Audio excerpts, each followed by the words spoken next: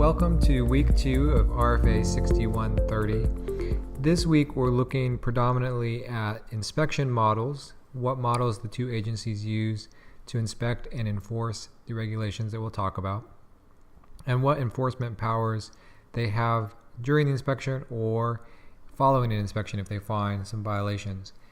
And we do have two very different models. We've talked a lot in the first lecture about two agencies and the ramifications, and of course that's going to continue here. And when we're talking about USDA, we're talking both about slaughter plants and processing plants and the monitoring of those facilities. But largely what our conversation will focus on is the FDA, and in particular the civil division of the FDA. We'll get into later lectures where we talk about the criminal divisions of either FDA or USDA and what that could look like. But right now we're talking about civil. And part of the reason we do spend so much time talking about the FDA side is the authority difference between the FDA and the USDA, where the USDA has to be in the facility at all times of operation, whereas the FDA is more reactionary. And so that's predominantly why we talk about that. And the ramifications are much broader because we have a whole host of constitutional issues that come up as part of that.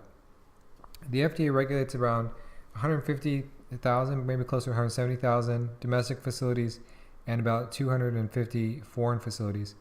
We will largely talk about the domestic facilities in part because that is where the Constitution applies, and the Fourth Amendment protections that we want to discuss in this week's lecture will be at play. We can't extend the Constitution to foreign soil, but we do have regulatory authority to do things like block imports from those products that we can talk about as well. But largely when we're talking about these constitutional issues with the FDA, we're talking about domestic facilities. On the USDA side, we're nearly exclusively talking about the domestic issues that are involved and getting into sort of what it looks like to have the USDA FSIS in your facility every day.